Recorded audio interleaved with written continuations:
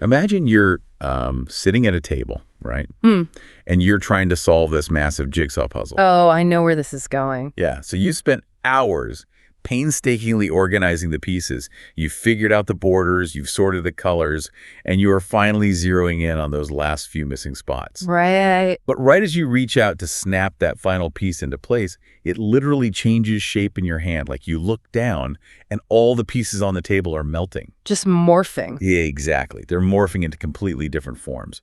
The puzzle you were solving just a minute ago is gone, and it's replaced by something entirely unrecognizable. It is an incredibly frustrating, completely unwinnable scenario. I mean, you can't target something that refuses to hold its shape. You just can't. And yet, that maddening shape-shifting act is exactly what oncologists face every single day in the clinic. The target is literally always moving. So today, we are doing a deep dive into a groundbreaking 2026 paper from Nature Cell Biology. We're going to take you, the listener, on a microscopic journey right into the heart of lung adenocarcinoma. Or LUAD, as it's often called. Right, LUAD. And we aren't just talking about the fact that cancer mutates. I mean, we all know that. Today's mission is to dissect the literal mechanical algorithm that a cancer cell uses to rewrite its own identity and survive our best treatments. What's so compelling about this research is that it exposes a massive vulnerability. It shows us how a tumor actively hijacks a totally normal, ancient biological pathway inside your body and weaponizes it to become invincible. And if we can understand the mechanics of that hijacking, we might just figure out how to stop the puzzle pieces from melting. Exactly. Okay, so to understand why a lung cancer cell would even need to change its shape, we first have to look at where it lives. I always used to picture a tumor as just this growing lump of cells, but this paper paints a very different picture of what biologists call the tumor microenvironment. Right, the TME. If you picture the TME, you really should not be picturing a nice, healthy, well-ordered tissue suburb. No. No, it is an absolute war zone, because as a tumor grows and divides rapidly, it quickly outstrips its own blood supply. So it's going faster than the infrastructure can support it. Precisely. And because of that, the local environment becomes incredibly hostile. It's highly acidic, it's hypoxic, meaning oxygen levels just plummet. Wow. And the cells are literally starving for basic nutrients. This miserable neighborhood creates a state that biologists refer to as the stress phenotype. Okay, so the cell is drowning in acid, suffocating, and starving.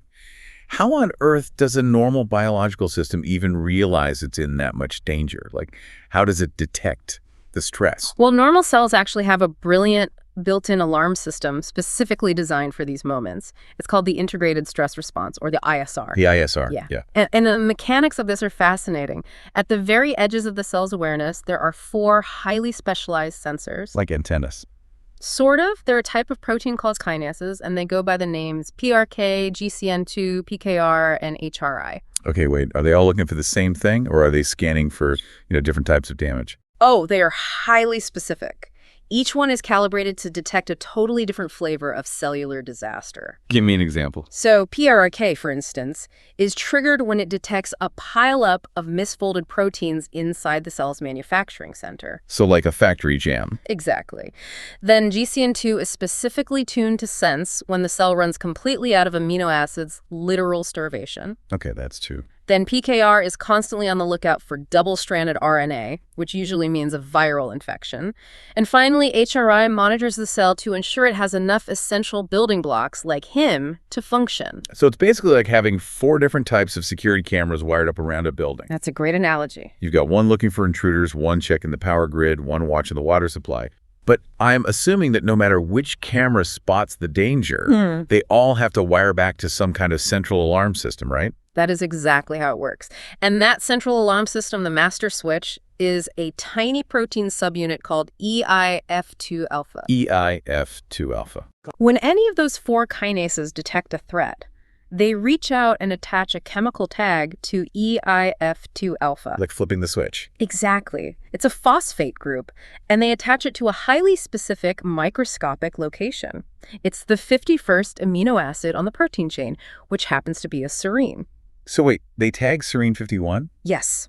In biology terms, they phosphorylate serine 51. Okay, they tag serine 51 and the switch is flipped. Yeah. What actually happens to the cell when that alarm goes off? The cell goes into immediate total lockdown. The most drastic effect is that global protein synthesis completely shuts down. The general manufacturing factories just close their doors. Wait, let me just unpack that for a second. Sure. If I am a cancer cell, my entire goal, like my only goal is to grow and divide as fast as possible. Right. If I completely shut down my own protein factories, shouldn't I just starve and die? I mean, how is turning off your own power grid a survival tactic? It seems completely counterintuitive, doesn't it? But it's a brilliant paradox. The logic is if you're starving or drowning in toxins, you do not waste precious energy building new things. Oh, you conserve. You conserve everything you have. But here is the real trick of the ISR. It's not just shutting things down. It's firing up an emergency generator. So it's not totally dark. No. While the main power grid of general protein production goes dark, the translation of a very specific, tiny subset of stress-related mRNAs actually increases. Okay, so the main factories go dark, but some hidden emergency bunker starts churning out something else. What is it building? The most critical product of that emergency bunker is a transcription factor called ATF4. ATF4. Yeah. You can think of ATF4 as the ultimate blueprint for survival.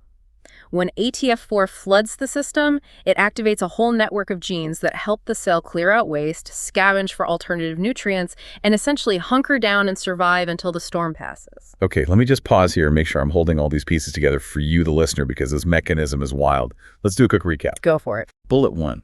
You have a cancer cell living in this brutal, acidic, starving neighborhood, the TME.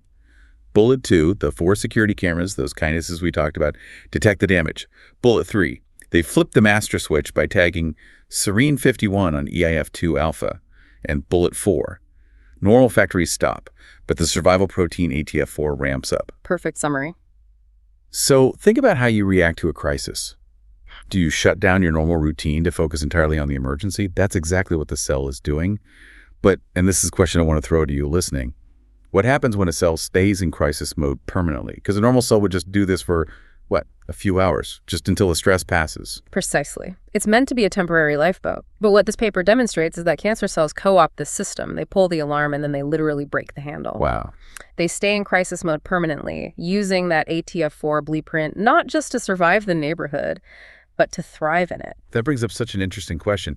If you force a system or even a person to stay in a state of absolute hypervigilant crisis permanently, it's going to change them fundamentally. Oh, absolutely. Which brings us to how the researchers actually mapped out this change. They didn't just look at cells in a petri dish.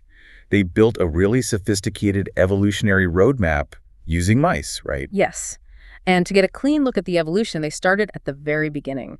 They focused on alveolar type 2 cells, or AT2 cells. What are those? These are just normal, structured epithelial cells that line the tiny air sacs in your lungs. To start the cancer process, the researchers used a specialized viral delivery system to introduce 2 specific deadly genetic changes into just those AT2 cells in the mice. And those changes were turning on a mutated cancer gene called KRASG12D, right? And suppressing a famous tumor suppressor gene called TP53. You've got it. That's basically the classic recipe for human lung adenocarcinoma. So the AT2 cells mutate and begin to form a tumor. But the researchers didn't just sit back and watch the lump grow. No, they wanted to see the individual decisions the cells were making. So they used single-cell RNA sequencing. They took the tumor, broke it down, and read the genetic output of thousands of individual cells one by one. That's a massive amount of data. It is. And then they ran that massive data set through a predictive algorithm called CellRank. Okay, I have to ask about this because predicting the future of biological cells sounds like science fiction. How does an algorithm know what a cell is going to do? Doesn't RNA sequencing just tell you what the cell is doing right at that exact second? That's the genius of how they used a concept called RNA velocity. The RNA velocity. Yeah. When a cell reads its DNA to make an instruction, an RNA transcript, that first draft is messy. It has extra pieces in it. We call that unspliced RNA. Okay. The cell then edits it down into a clean, mature RNA molecule that can be read by the protein factories. Oh, I see. So it's literally like looking over an author's shoulder. You have the final published book on the desk, the mature RNA, but you also have all these messy, rough drafts with notes in the margins of the unspliced RNA. That is exactly it. By comparing the ratio of the rough drafts to the published books, the algorithm calculates the trajectory. It sees not just where the cell is, but exactly what state it is accelerating toward. That is incredible. It maps the evolutionary future of the tumor. And when they mapped that future out, they found something mind-blowing. They saw that all of these mutated lung cells were traveling down a common path, but they eventually hit a critical toll booth. Yes. A very specific evolutionary crossroads that the researchers named the lung transition cluster. The lung transition cluster is the exact moment of decision. Every cancer cell arrives there, but the algorithm showed that they don't all take the same path out. So they branch off. Right. And the researchers hypothesized that the ISR, that cellular stress alarm we talked about, was the thing determining which path the cell took. But to prove it, they had to do something drastic. They had to break the alarm. How do you even do that? I mean, you can't just reach in and unplug it. You do it with incredible genetic precision. They engineered a parallel group of mice where that master switch we talked about, the 51st amino acid on EIF2 alpha, was fundamentally altered. The serine 51. Exactly. They genetically swapped out the serine for a different amino acid called alanine. Oh, and because alanine has a totally different chemical shape, those 4 security camera kinases can't attach their warning tag to it anymore. Exactly. The switch is jammed. The alarm is permanently chemically broken. Wow. We call it the EIF2 alpha AA mutant. So now, the researchers had 2 parallel universes to compare. A tumor with a fully functioning stress alarm and a tumor where the stress alarm was completely dead. And what happened at that lung transition crossroads in those 2 universes was night and day, right? Absolutely. Let's follow the dark timeline first. The tumor where the alarm is working, the cell hits the crossroads, it pays the toll, and it goes down a path into what the paper calls a high plasticity and pre-EMT state. Yeah, EMT. That stands for epithelial to mesenchymal transition. What is actually physically happening to the cell when it goes through that? It is actively shredding its own identity. A normal epithelial lung cell is highly structured. It knows it belongs in the lung, it has a defined top and bottom, and it uses molecular Velcro to stick tightly to its neighbors. Right. But when the ISR alarm is ringing, high levels of that survival blueprint ATF4, along with the other protein called 4EBP1, flood the cell. They order the cell to undergo EMT. So it stops being a lung cell. It literally throws away its identity.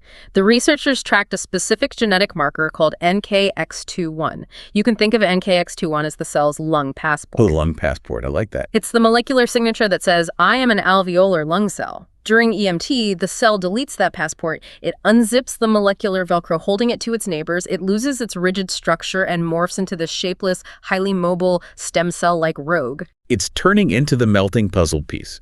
It becomes a shapeshifter so that it can pull up its roots, survive the toxic environment, and eventually spread to other parts of the body. Exactly. Okay, time for another quick recap for you listening. Bullet 1, AT2 cells mutate. Bullet 2, they reach the lung transition crossroads. Bullet 3, active ISR allows them to lose their lung identity, lose that NKX21 passport, and enter the dangerous pre-EMT state. Spot on. So question for you, the listener. If you were designing a therapy, would you try to kill the cell at the start or just take away its passport at the crossroads? Because that makes me wonder, what happens if you take away their ability to pull that alarm? Oh. What happens to the cells in those mutant mice with the alanine swap? Do they just hit the crossroads and die? They don't die immediately, but they fail catastrophically. When the cells with the broken alarm reach the lung transition crossroads, they try to progress into that shape-shifting pre-EMT state, but they can't. Because the alarm is broken? Right. Instead, they fall into an evolutionary ditch. The algorithm labeled this dead-end state the mitodys cluster. Mitochondrial dysfunction. So they're stuck. Do they keep their lung passport? They do. Because the alarm is broken, they never get the signal to undergo EMT. They retain high levels of their original lung markers like SFTPC and that NKX21 passport, but they are incredibly sick. Their evolutionary progression is completely halted. Why, though? Why does breaking the stress alarm suddenly make their mitochondria the powerhouses of the cell dysfunctional? It comes down to energy demands. Think about what we just described with EMT. Transforming from a static, rigid lung cell into a highly mobile, shape-shifting stem cell requires a gargantuan amount of energy. The cell's internal power plants, the mitochondria, have to work in absolute overdrive. It sounds like you're driving a car and you suddenly floor the gas pedal to top speed. Yeah. Your engine is revving straight into the red line. If you do that and you don't have enough engine coolant circulating, that engine is going to overheat, melt down, and explode. Is this stress response basically providing the cellular engine coolant? That is exactly what is happening. And we actually know the specific name of the coolant. The researchers found that when the ISR alarm rings, it induces the production of a protein called CHCHD10. CHCHD10. Yes. The entire job of CHCHD10 is to maintain the physical structural integrity of the mitochondria when they are under extreme stress. It is the engine coolant. Oh, wow. So if the alarm is broken, if you have that alanine mutation, there is no CHCHD10 coolant. Nope. The cancer cell floors the gas pedal to try and change shape. The mitochondria overheat and they physically break down. Exactly. And the researchers proved this by measuring the oxygen consumption rates of these cells. In the mutant cells, the oxygen consumption completely plummeted. Their internal power grid failed. That's why they end up trapped in the mitodust bitch, unable to evolve. This reveals such a massive hidden vulnerability. The cancer needs this coolant to survive its own reckless growth. And it gets even more intertwined when you look at what is driving that reckless growth. The researchers connected this whole mechanism to a very famous cancer gene called MYC. MYC. I've heard of that. Yeah, MYC is an oncogene. It acts like a brick thrown onto the gas pedal, driving the cell to grow and divide wildly, regardless of the consequences. But driving that fast creates massive internal stress. So let me see if I have this loop right. Oh. MYC drives this wild, uncontrolled growth. Right. Yeah. That reckless growth puts immense strain on the cell's mitochondria. That internal stress triggers the ISR security cameras. The ISR alarm deploys the CHCHD10 engine coolant to protect the mitochondria. Yeah.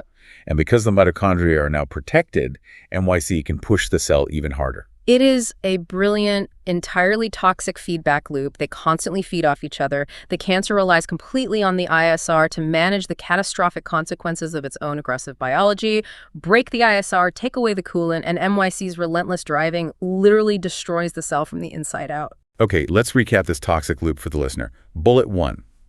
Broken ISR leads to a dead-end state, the mitodice ditch. Bullet 2. Transforming requires healthy mitochondria, which are protected by the ISR-induced protein CHCHD10. Bullet 3. MYC and the ISR feed off each other in a vicious loop. Exactly right. So think about this. We always think of cancer as being incredibly robust, but doesn't this show how fragile its power grid actually is? What if we target the power grid? Because I feel like we spend so much time thinking about cancer as this invincible armored tank, but it is balancing on a nice edge. It really is. Which brings us to the most important question. If this system is so fragile, can we exploit it in humans? Because everything we've talked about so far has been in genetically engineered mice. How did the researchers prove this actually matters for patients? They knew they had to level up the evidence, so they moved to what we call patient-derived xenograft models, or PDX models. This is top-tier, highly graded biological evidence. For those who might not be familiar with a PDX model, how does that work exactly? You take actual living tumor tissue directly from a human lung cancer patient, specifically a patient with that same KRAS mutation. Okay. You then surgically implant that human tumor into a severely immune-compromised mouse, usually an NOG mouse, so the mouse's body doesn't reject it. You are literally growing human lung cancer in a living, breathing biological system and testing therapies on it. It's as close to a human clinical trial as you can get in the lab. And the therapy they decided to test on these human tumors is a drug called IceRib. Yes, IceRib. How does IceRib work? Does it smash those 4 security cameras so they can't detect the stress? It's actually much more subtle than that. IceRib is a small molecule drug. When you administer it, the cameras still work, they see the stress, they still attach the phosphate tag to the EIF2 alpha master switch. So the alarm still rings? The lockdown alarm still rings. But IceRib sits right downstream of that switch. It hears the alarm and it forcibly ignores it. Yeah. It overrides the lockdown order and forces the cell's general protein factories to turn back on. It's like the CEO of the company calling the factory floor and screaming, "Stop all production, we are in a crisis." But IceRib is the middle manager on the floor who literally unplugs the phone and tells the workers to just keep building. That's exactly the mechanism. It entirely bypasses the blockade. Yeah. And when they treated these human PDX tumors with IceRib, the results were profound. The tumors significantly shrank. Wow. But the real breakthrough was why they shrank. The researchers ran that single-cell sequencing algorithm again to look inside the shrinking tumor, and they found that the pre-EMT populations had completely vanished. Wait, so they didn't just kill the cells, they actually reversed the shape-shifting. They forced the cells backward. Instead of looking like shapeless, highly plastic stem cells, the cells shifted back into more differentiated, structured states. That's crazy. The researchers tracked a specific marker called ITGA2. The tumors went from highly aggressive ITGA2 high states down to much less dangerous ITGA2 low states, and predictably, the levels of that survival blueprint, ATF4, absolutely plummeted. This totally reframes how we think about treatment resistance. It validates what researchers have been calling the two-stage model of resistance, right? Yes, it perfectly illustrates it. Because usually, you hit a patient with chemotherapy and the tumor shrinks, but some cells survive. Why? Well, because in stage 1, the cell uses that stress alarm to undergo EMT. It changes shape and hides out in this flexible state. Then in stage 2, while it's hiding, it acquires new permanent genetic mutations that make it fully permanently resistant to the chemo. But look at what iStrip does. It traps them before they can ever reach stage 1. By overriding the alarm, iStrip strips away their ability to shapeshift. It traps them in the open. Exactly. It forces the cancer cell to remember its original identity. It says, you are a lung cell. And a highly structured lung cell does not know how to survive the hypoxic, acidic, starting environment of a tumor. It dies. We're trapping them before they can even put on the disguise. Let's do one final recap here. Bullet 1, human PDX models prove this happens in us. Bullet 2, the drug ISRIB overrides the ISR lockdown. Bullet 3, ISRIB shrinks tumors by stripping away their shape-shifting ability. Exactly. So listener, think about this. We are basically forcing the cancer cell to remember it's a lung cell. Do you think we could combine this with traditional chemotherapy to create a 1-2 punch? Like you trap them in their original form so they can't melt, and then you hit them with the chemo? It completely shifts the philosophy of oncology. We have spent decades trying to invent stronger, more toxic poisons to just bomb the tumor. This paper proves that maybe the real secret isn't a better poison. Maybe the secret is just taking away the cell's ability to adapt to the poison, deprive the tumor of its evolutionary algorithm, and it collapses under its own weight. It's a massive paradigm shift. When we zoom out and look at the whole picture, this deep dive shows us that cancer isn't just passively surviving our treatments. It is actively weaponizing our own ancient stress response systems to abandon its identity, protect its engine from melting down, and become a shape-shifting rogue. But by mapping that algorithm, we finally know how to break it. We can trap the cells in the ditch. We can turn a dynamic, moving target back into a static one. Right. Which leaves me with one final lingering thought for you to chew on. We spent this entire time looking at how a tumor co-opts a totally natural, ancient cellular defense mechanism, the ISR, just to evolve and survive. It makes you wonder about your own body. In our hyper-stressed modern environment, where we are constantly bombarded by environmental toxins, chronic inflammation, and systemic stress, what other microscopic survival pathways are quietly being hijacked inside of us right now, just waiting for the right mutation to be triggered? It's a sobering realization, isn't it? Our greatest, most ancient evolutionary defenses might actually be our most profound vulnerabilities. Yeah. You remember that frustrating, shape-shifting puzzle from the beginning? It turns out the puzzle isn't unwinnable after all. We just needed to learn how to stop the pieces from melting first. Thank you so much for joining us on this incredibly dense, microscopic journey today. Keep exploring, keep questioning, and we will see you next time.